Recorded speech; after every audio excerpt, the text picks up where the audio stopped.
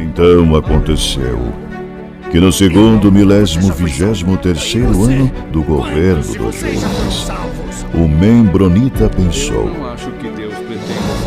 e estando a ponderar, sua mente se iluminou e pôde ver claramente.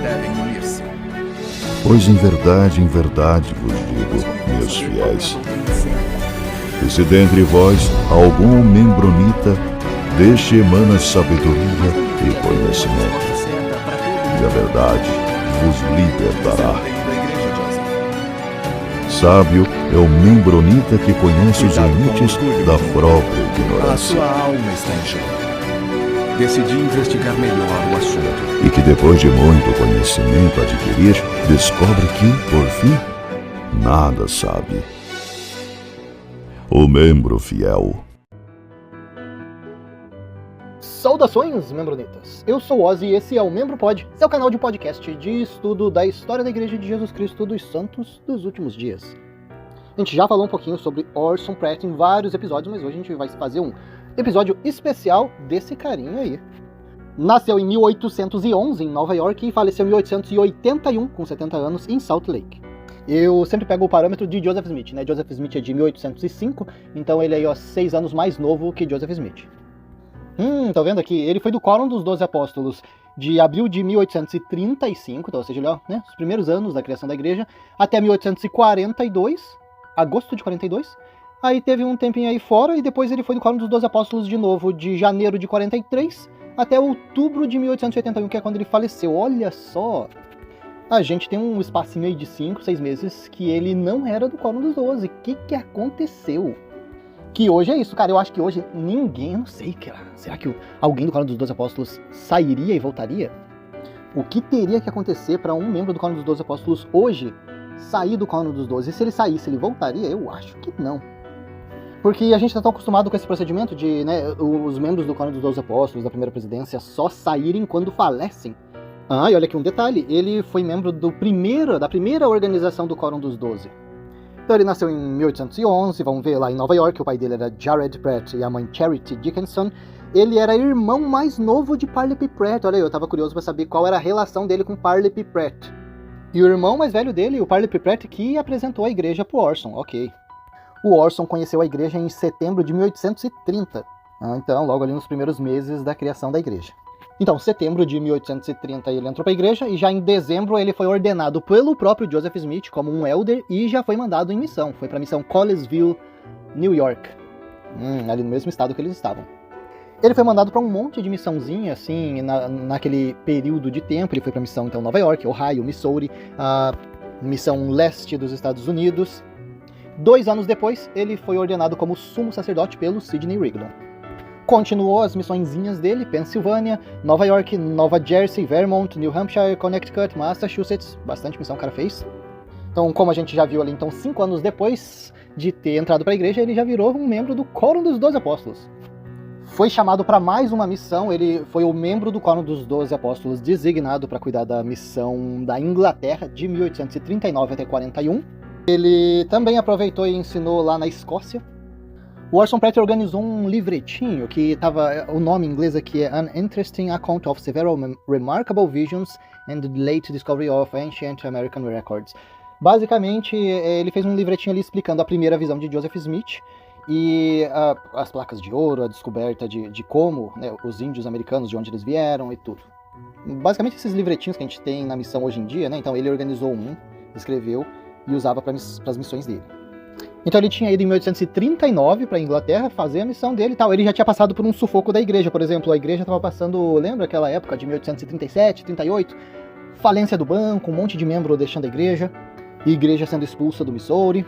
Então, logo depois, ele foi enviado para a Inglaterra. Ficou uns aninhos lá. Quando ele voltou, em 1841, ele encontrou a igreja numa outra crise. E agora a crise era referente ao casamento plural, sim, a poligamia. Estava vendo que o governo estava pressionando, Joseph Smith tinha assumido, então, publicamente que ele tinha, né, um monte de esposa e que estava tudo bem, que isso fazia parte do plano da igreja.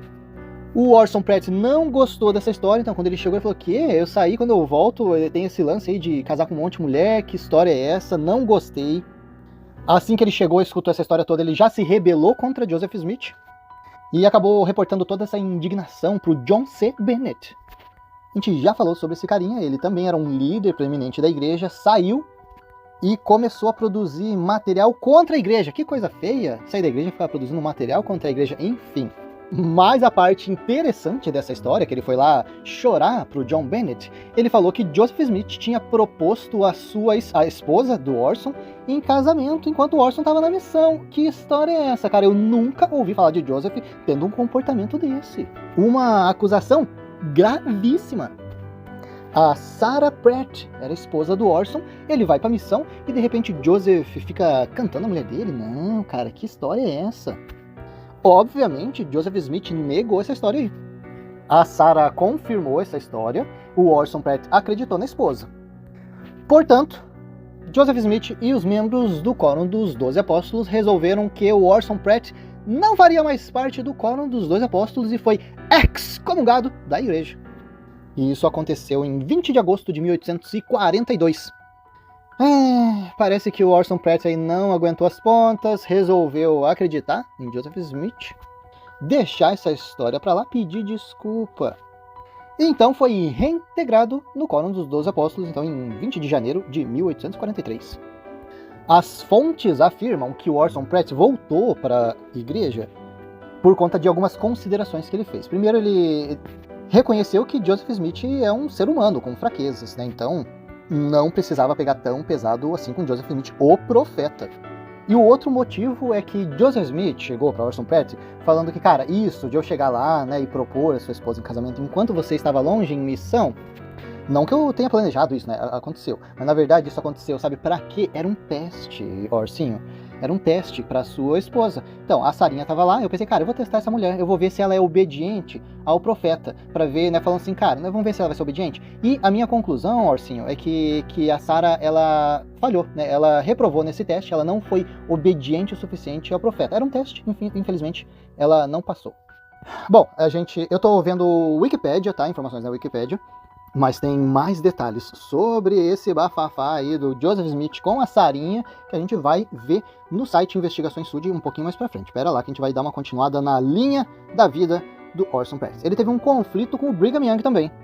Esse período que o Pratt ficou fora da igreja e fora do Quórum dos 12 Apóstolos foi curto, né? 5 mesezinhos ali que ele foi desassociado da igreja, mas teve consequências de longo prazo essa história aí.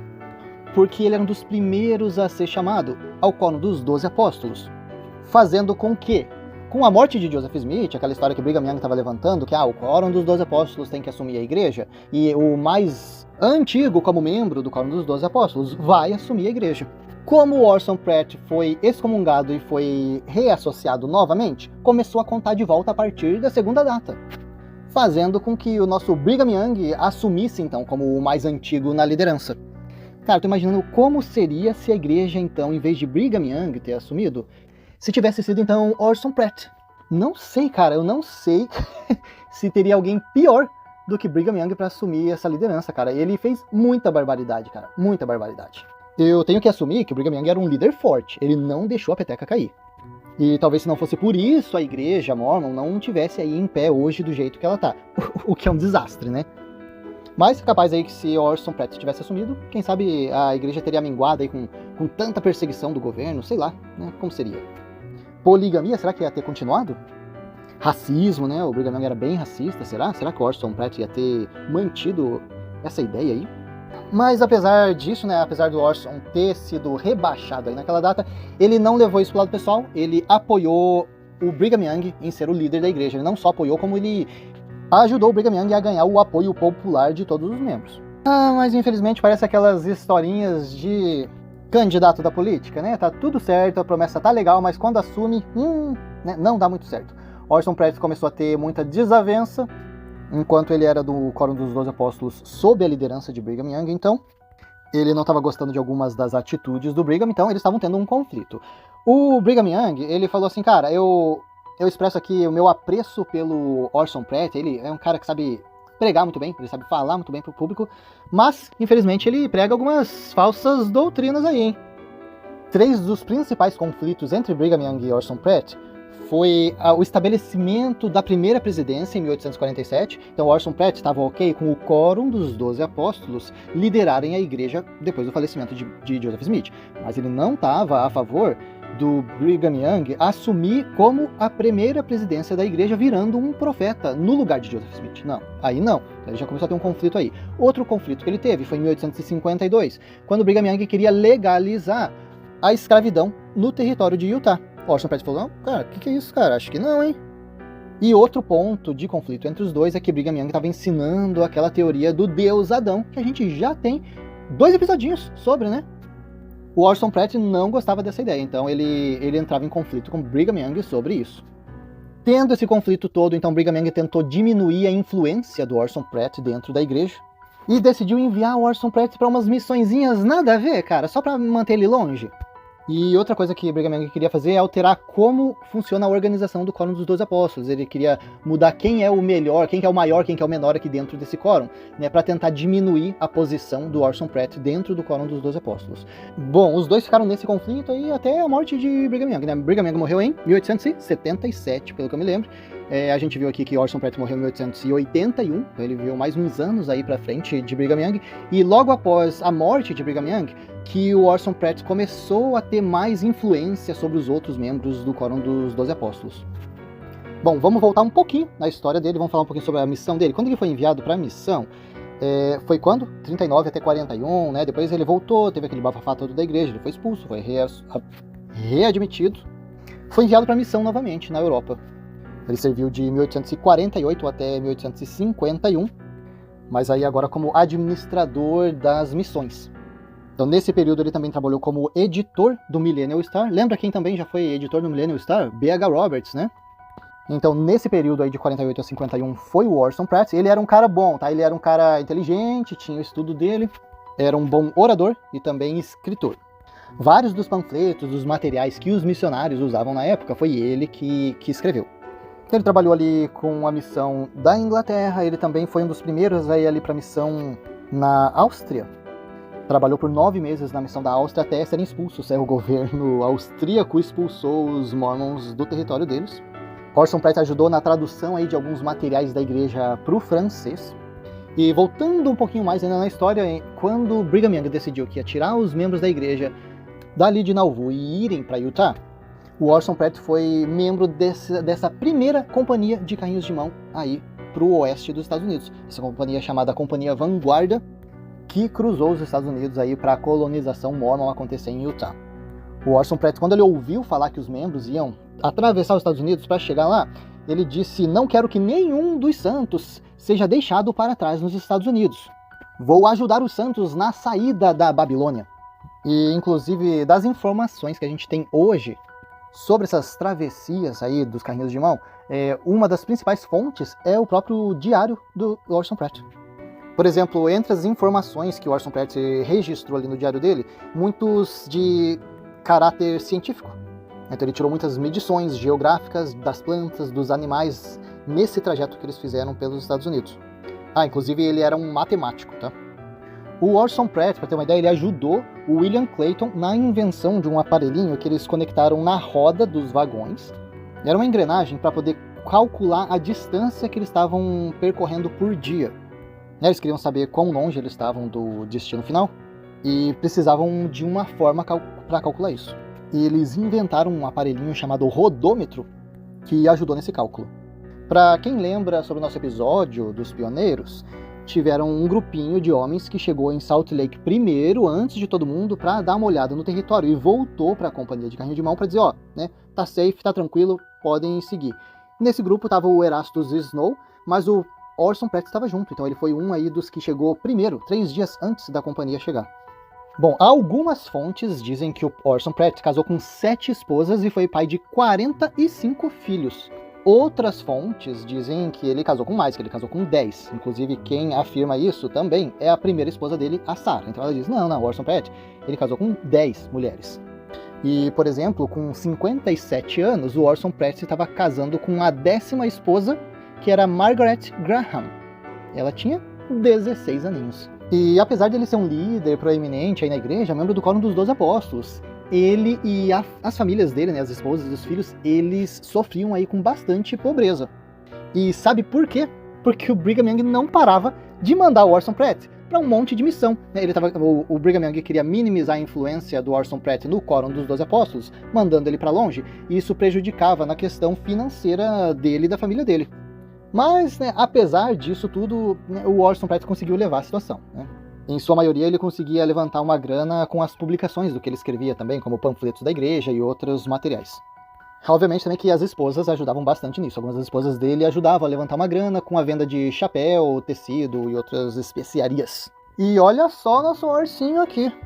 Quando voltou da missão em 1841, ficou chateadíssimo em saber que a igreja estava entrando nesse negócio de poligamia. Joseph Smith estava ali flertando com a mulher dele enquanto ele estava na missão. Mas, em 1852, o Orson Pratt fez um discurso aberto sobre o princípio da poligamia, discutindo as bênçãos, né, da família dentro da poligamia, dentro da Igreja Sud. E esse foi o primeiro discurso aberto sobre a prática da poligamia que a igreja fez. Então, com o passar dos anos, ele virou um defensor da ideia. Por exemplo, em 1870, ele participou de um debate aberto aí com John P. Newman sobre os ensinamentos da Bíblia e a poligamia. Ele defendia que a Bíblia falava sobre a poligamia, o John P. Newman falava que não. E o Orson Pratt virou tão assíduo defensor da poligamia que ele ganhou o título de o apóstolo da poligamia. Bom, em 1886, olha aí, ó, depois da morte do Orson Pratt, a esposa dele, a primeira esposa, a Sarah Pratt, deu uma entrevista levantando novamente aquela situação entre ela e Joseph Smith, que Joseph Smith flertou com ela. Pois é, então ela levantou essa história de novo. Basicamente, né, é o que aconteceu, o Joseph Smith chegou lá, flertou com ela, falou, cara, se você não parar, eu vou te denunciar. Eu vou falar pro meu marido quando ele voltar pra casa. Joseph Smith falou, não ouse, olha lá, hein, vai pagar caro. Quando ela expôs a situação, né, o Joseph Smith falou assim, não, cara, não fiz nada. O Orson Pratt não acreditou. Joseph Smith já tinha um atrito aí com o John C. Bennett, e a Sarah chegou lá falar com o John C. Bennett e falar, cara, né, me ajuda aí a expor esse Joseph Smith aí, já que nós dois não gostamos dele, né? Ele veio aqui, ficou de pilantragem pra cima de mim, então a gente vai denunciar ele. Joseph Smith, por sua vez, achou conveniente se defender dessa acusação, dizendo, não, peraí, eu vi a Sarah com o John C. Bennett, não queria falar nada, né? Mas já que tocaram nesse assunto, né? Ela tá tentando se livrar, porque eu vi ela com o John C. Bennett, então agora ela tá querendo jogar pra cima de mim. Então, como a gente já falou anteriormente, o Orson Pratt acreditou na esposa dele, inclusive o John C. Bennett falou, cara, o Orson Pratt e a Sarah, eles estavam prestes a dar um depoimento, a gente ia publicar isso no Nauvoo Expositor, mas acabou que eles mudaram de ideia e não foram pra frente com essa denúncia. Tem uma carta escrita por Parley P. Pratt, que é o irmão mais velho do Orson. Ele escreveu uma carta pra Joseph, cara, que história é essa aí você com a minha cunhada aí, com a mulher do meu irmão, cara? E o Joseph Smith, né, respondeu, eles estavam trocando cartas, né, então essas cartas, né, dizem basicamente, o Joseph respondeu pro Parley P. Pratt, dizendo, cara, ela mentiu sobre mim, né, eu nunca fiz essa proposta aí indecente pra ela. E, na verdade, o Parley, ela tinha me dito que ela já tinha se divorciado do Orson, que tava tudo ok, né, então tem que ver isso aí, né. O Orson Pratt ele não tinha, né, separado da Sarah, só que essa informação aí que Joseph levantou influenciou aí na vida do Orson com a Sarah pelo resto da vida deles, porque eventualmente, né, o Orson e a Sarah eles acabaram se divorciando, sim, décadas depois, né, o Orson acreditou nela, depois ele não acreditou mais nela, voltou pra igreja, ela teve que aguentar essa barra aí. Então, depois do divórcio deles, ela encorajava os filhos a não acreditar mais nos ensinamentos Mormon. Né, por exemplo, anos mais tarde, ela e o filho dela, o Orson Pratt Jr., abandonaram a igreja. Tô lendo aqui também um dos trabalhos que Orson Pratt dedicou para a igreja foi em 1869, quando Brigham Young estava com aquela ideia do alfabeto Deseret, né? Então, Orson Pratt trabalhou em algumas traduções, né? Ajudar a traduzir, por exemplo, o livro de Mormon para esse novo alfabeto que o Brigham Young estava instituindo. Ele também trabalhou de 1874 até a morte dele como editor, registrador e editor da igreja. Então ele editou muitos materiais da igreja. Ai, que medo dessas edições! Ele também ajudou a separar o livro de Mormon, Doutrina e Convênios, em versos, né? Então antes era um texto só, e não era dessa forma que a gente vê hoje, né? Que é dividida em versículos e tal, né? Então ele ajudou nessas divisões. Assim como também notas de rodapé, referências. Então sim, era um escritor propriamente dito, historiador e matemático, como a gente já viu. Olha que ele também tinha um grande interesse em astronomia. Cara, um grande desperdício de talento dentro dessa organização, né? Pois é. Olha, ele foi professor de matemática na Universidade do Deseret, que é hoje a Universidade de Utah, né? Não é a mesma da BYU, né? Em Salt Lake eles têm, em Utah eles têm a Universidade de Utah e a BYU. Ele foi professor de matemática na Universidade de Utah, que na época era a Universidade Deseret, em 1851. Vamos para o que interessa, então, nossa sessão fofoquinha de hoje. No site Investigações Sud, fala sobre essa história aí do Orson Pratt, a esposa dele, a Sarah, o que aconteceu quando o Orson Pratt foi para missão na Inglaterra. Vamos ver o que o John Bennett falou sobre essa situação. Por volta do final de 1840, ou início de 1841, Joseph Smith confidenciou a seu amigo John Bennett que estava apaixonado pela amável e graciosa Sarah Pratt, e que a queria como uma de suas esposas espirituais, pois o Senhor a havia dado para ele como um favor especial por sua fidelidade. Olha só, nosso Joseph fiel. Pouco depois, os dois homens levaram algumas costuras de Bennett para serem feitas por Sarah durante a visita. Como Bennett descreve, Joseph disse: Irmã Pratt, o Senhor deu-a a mim como uma de minhas esposas espirituais. Eu tenho as bênçãos de Jacó garantidas, como Deus concedeu aos antigos homens santos. E como eu, há muito tempo, olhava para você com aprovação e com um sincero desejo de felicidade conjugal.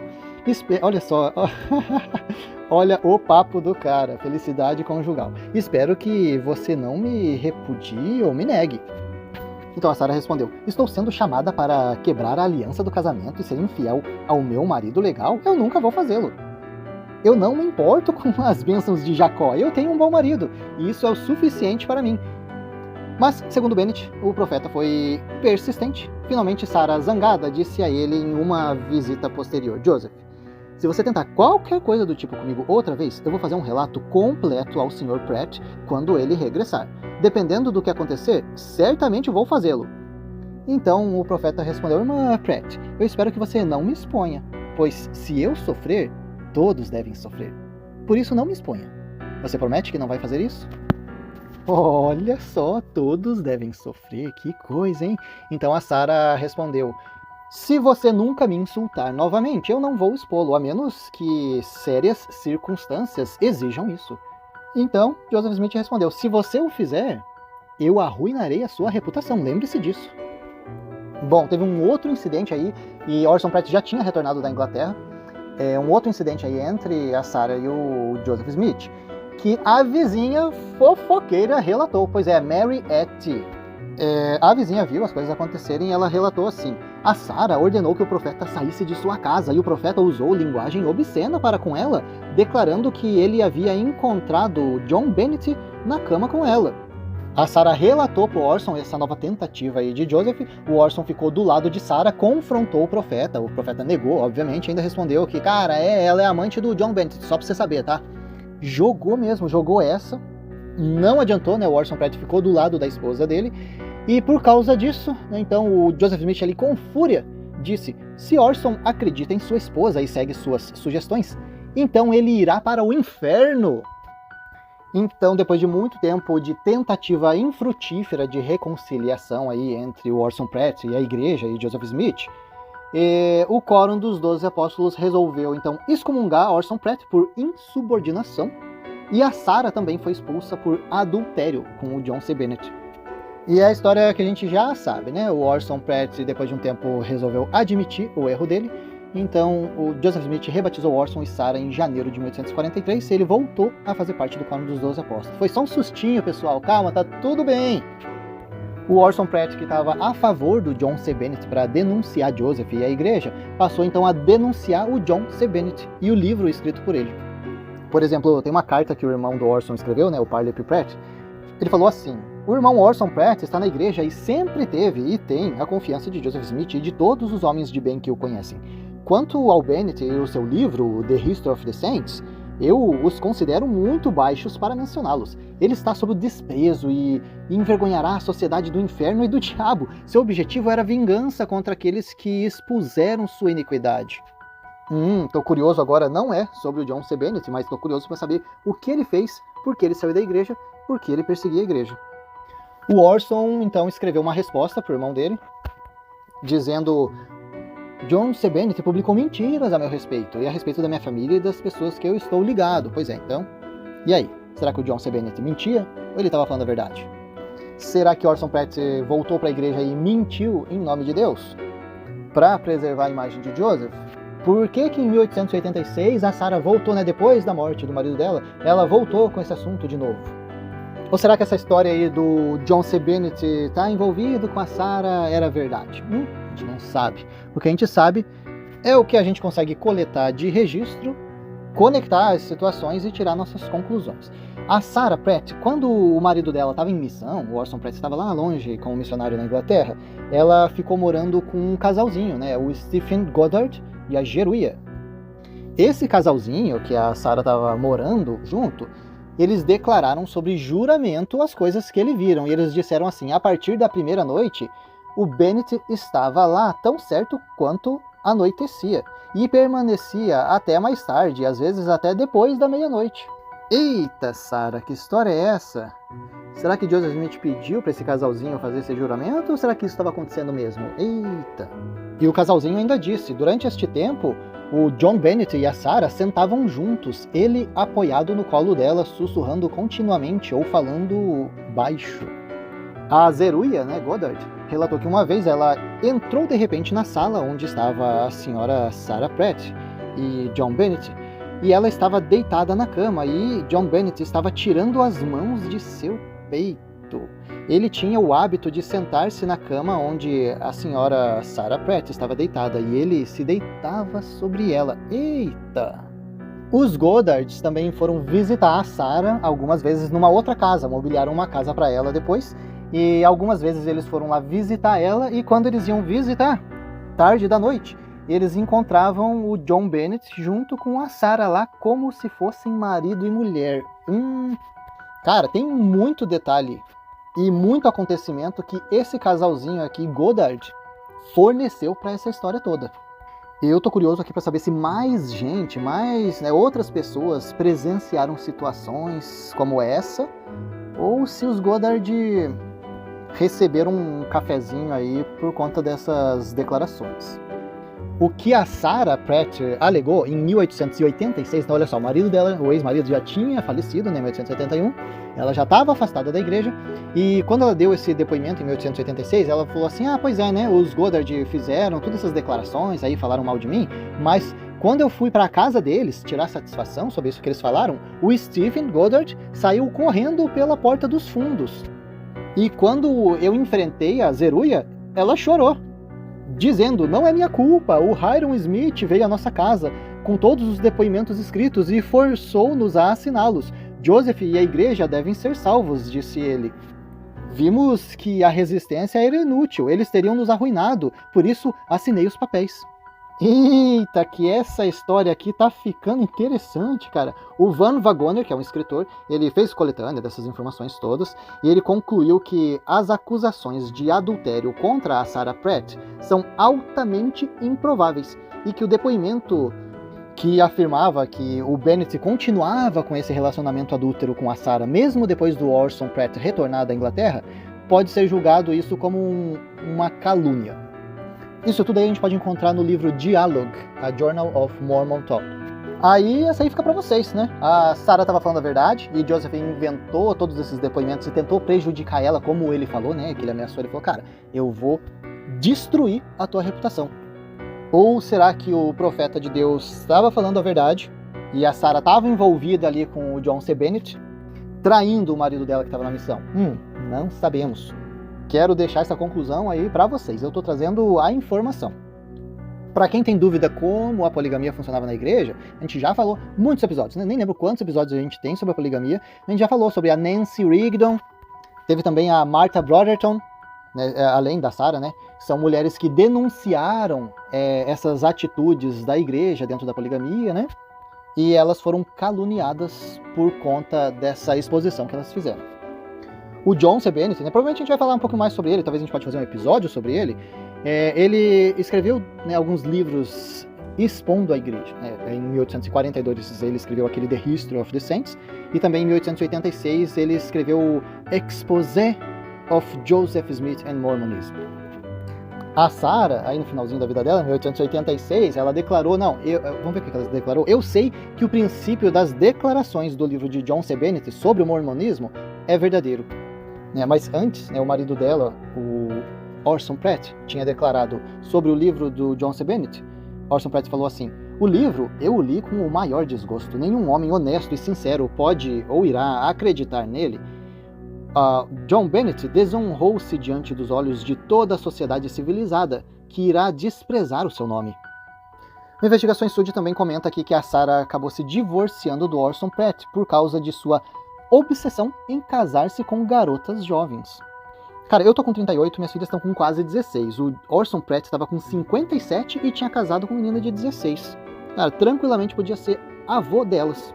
Tá aí, nosso episódio sobre Orson Pratt, envolvendo aí a questão da poligamia, perseguições dentro da igreja, calúnia, expulsão de membro do Quórum dos 12 Apóstolos, entre outros problemas que a gente pode ver aí desde o início da organização da Igreja Sud.